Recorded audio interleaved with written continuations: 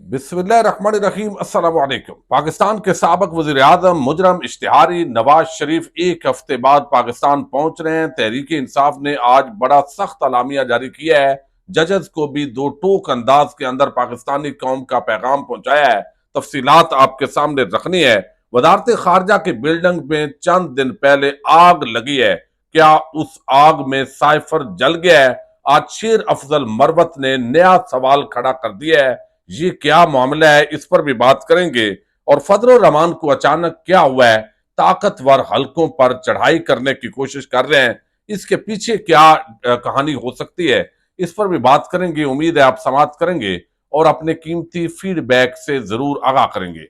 एक तरफ फलस्तीन के अंदर आप जो मंजर देख रहे हैं, मीडिया चूंकि इस वक्त तमाम कंट्रोल्ड है, जिस तरह पाकिस्तान के अंदर यकतरफा कार्रवाई होती है मीडिया की, इसी तरीके से आलमी सतह पर मुनाफिकाना किरदार अदा किया जा रहा है। वहां औरतें, बच्चे और बुजुर्ग और जो नौजवान हैं, उनकी जिंदगियों को बड़े खतरात लाक हो गए हैं। इसराइल मुसलसल कार्रवाइयों को बढ़ा रहा है, लेकिन पूरा आलम इस्लाम बेहिसी की मौत ऐसे लगता है जैसे मर रहा है। रजब तैयब उर्दवान ने बहुत सारे मुस्लिम हुक्मरानों से राब्ते किए हैं, लेकिन अभी तक ओआईसी का कोई ऐसा इजलास नहीं हुआ जो तमाम वज़राए आज़म को और सरबराहान ममलकत को उस इजलास के अंदर पहुंचना चाहिए था। लेकिन जो इस वक्त सूरत हाल है, लगता है कि इसको इतना मामले को सीरियस नहीं लिया जा रहा जो इसकी नेचर है। और पाकिस्तानियों का हमारा ये हाल है, हमारा तो मैच का बुखार चढ़ा हुआ है और वो बुखार उतरने का नाम नहीं लेता, और वो एक अजीब किस्म के हम जो है वो मामलात के अंदर घुसे हुए हैं। फजल रहमान ने आज जो गुफ्तगू की है, वो मैंने सिर्फ दो हिस्से आपके सामने रखने हैं। अब इसका मकसद क्या है, ये सिर्फ आपने समझना है। फजल रहमान वो शख्स हैं जो पीडीएम के सरबराह बनाए गए, और फिर जिस तरह उनसे पहला धरना करवाया गया, एस्टैब्लिशमेंट इमरान खान को हटाना चाहती थी और इसका इजहार कई नून लीगी कर चुके हैं। और उसके बाद जो मोरे के तौर पर किरदार था वो फजल रहमान था। लेकिन ज़ाहिर है एक मौलवी को पूरा मुल्क तो नहीं दिया जा सकता। इसी बुनियाद पर जो है वो उनके साथ हाथ हुआ। वो इस वक्त अपनी जमात के बजाय नवाज शरीफ की वकील बने हुए हैं। तो अगर नवाज शरीफ को इख्तियार मिले और फजल रहमान का जो है केपीके से सफाया हो जाए, तो ये बात भी फजल रहमान को मंजूर नहीं है। अब आज जो उन्होंने बातें की है फजल रहमान, हालांकि उन्होंने तो एक टाउट का किरदार अदा किया है पिछले कुछ अरसे से, लेकिन इसके बावजूद वो एक टाउट आदमी कैसे धमकियां किसी को दे सकता है। लेकिन ये भी हैरत की बात है, फजल रहमान कहते हैं कि आइन और कानून के दायरे में जिद्दोजहद को बरकरार रखना चाहते हैं। एस्टैब्लिशमेंट की क्यादत ने हमारी जमात को बाहर रखने का सोचा था। धांधली की बुनियाद पर एक नाम निहाद यहूदियों की एजेंट जमात को मुसल्लत किया गया। अब ये जो कार्ड है, ये यहूदियों का एजेंट तो फजल रहमान को कहा जा सकता है, क्योंकि इमरान खान ने जिस तरीके से यहूदियों को ललकारा, जिस तरह इसराइल के खिलाफ स्टेटमेंट दी, सारे हुक्मरान उठे और इमरान खान जो है वो अक़वाम मुत्तहिदा की असम्बली के अंदर बैठा रहा, और ये सारी चीजें सामने है। फिर दो टोक इमरान खान ने ऐलान किया कि एब्सोल्युटली नॉट, फिर इसराइल को हम तस्लीम करेंगे नहीं। ये तो मौकफ तो इमरान खान का तो कायदे आज़म मोहम्मद अली जिन्नाह का मौकफ था।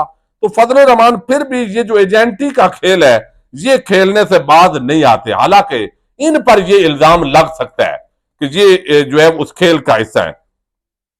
अब इसके साथ वो कहते हैं कि हम मुल्क में जमहूरियत को मुस्तहकम देखना चाहते हैं। अगर कोई समझता है कि हमें हेरा फेरी से पार्लियामेंट से बाहर रखेंगे तो हम उनका मुहासरा करेंगे। अब ये पैगाम किसको दिया जा रहा है? भाई ये एस्टैब्लिशमेंट को पैगाम दे रहे हैं फजल रहमान कि मैंने इतनी नौकरी की, मैंने इतनी मुहिम चलाई, और उस नौकरी का अगर बदला मुझे ये मिलना है कि परवेज खटक और बाकियों को सीटें मिले, और पीटीआई को खत्म किया जा रहा है, और इलेक्शन अगर पीटीआई लड़ती है फिर वैसे ही मुझे वोट नहीं मिलने, और अगर पीटीआई के लोगों ने और पार्टियों में जाना है तो भाई मेरी पार्टी में कोई आने को तैयार नहीं है, तो ये परवेज खटक और बाकी अगर इलेक्शन लड़ते हैं और कुछ सीटें निकाल लें और मैं ना निकालूं, तो ये बात मुझे मंजूर नहीं है। फिर वो उन्होंने घेराव की धमकी दी है।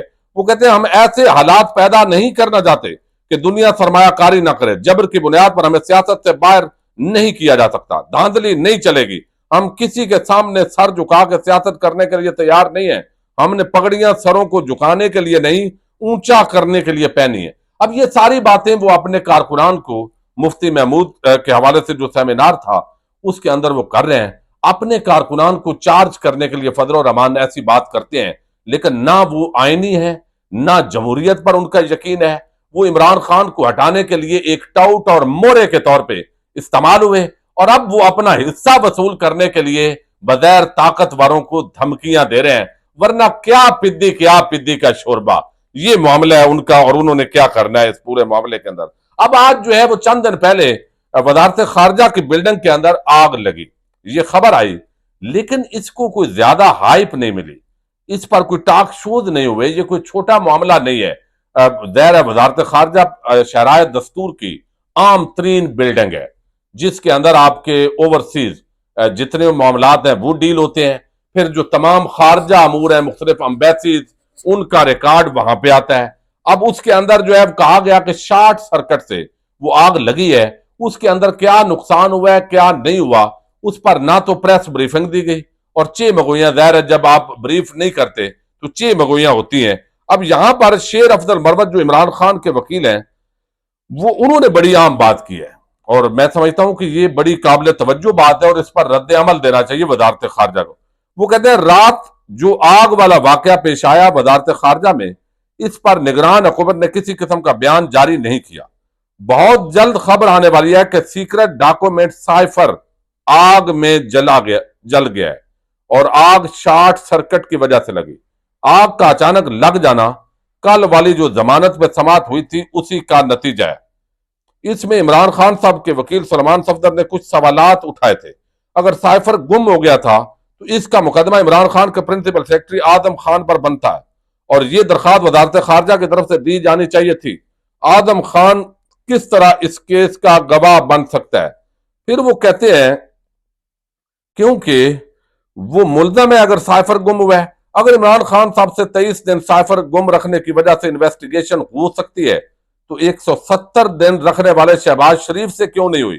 اور وہ کہتے ہیں کہ یہ جو سائفر ہے یہ ان کو الٹا پڑنے جا رہا ہے، یہ جو سائفر کیس ہے، چونکہ اس کے اندر جس کے خلاف سازش ہوئی اسی کے خلاف ظاہر ہے مقدمہ بنا دیا گیا ہے، تو یہ سارا معاملہ ہے اب وزارت خارجہ کی بلڈنگ کے اندر یہ ہوا ہے۔ اب جو آج ایک بڑا عام جو پریس ریلیز جاری ہوئی ہے اعلامیہ تحریک انصاف کا، جب سے رؤوف صاحب آئے ہیں اس کے بعد بڑا نپے تلے الفاظ کے اندر یہ اعلامیہ ہوتا ہے، ایک ایک جملہ اور ایک ایک لفظ جو ہے یہ قابل توجہ ہے آپ کے لیے، چونکہ نواز شریف آ رہا ہے اور پاکستان کے تمام ادارے ننگے ہو کر جو ہے وہ گھنگرو توڑ ڈانس ایسے لگ رہا ہے جیسے وہ کرنے لگے ہیں۔ تو اب وہ کہتے ہیں مسلم لیگ نواز کی عدالت سے سزا یافتہ بغور قائد کے پس پردہ سمجھوتے کے تحت واپسی اور قانون و انصاف کا قتل، یہ عنوان دیا اس کے اندر۔ اب یہ جملے آپ نے سننے ہیں، تحریک انصاف کا یہ اعلامیہ ہے، موقف ہے۔ وہ کہتے ہیں پاکستان تحریک انصاف نے نون لیگ بغور قائد کے بدل واپسی کے اعلانات کو ملکی نظام انصاف کے لیے ایک بڑا امتحان قرار دیا ہے۔ نواز شریف کی جیل سے لندن رخصتی تک کے تمام مراحل کی تفصیلات قوم کے ذہنوں میں تازہ ہیں۔ عدالتوں سے سزا یافتہ بزدل اور جھوٹا شخص پلیٹ لیٹس گرنے کا ذلت امیز بہانہ بناتے ہوئے انسانی ہمدردی کی آڑ لے کر 4 ہفتوں کے لیے لندن گیا۔ اس جھوٹے بزدل اور کرپٹ شخص کے علاج کے بعد 4 ہفتوں میں وطن واپسی کی ضمانت اسی کے چھوٹے بھائی مگر بڑے فراڈیے نے دی۔ کم و بیش 4 سال تک یہ جیب تراش چوری کے پیسے سے خریدے گئے لندن کے انہی فلیٹس میں چھپا رہا جن کی رسیدیں عدالت نے اس سے طلب کی تھی۔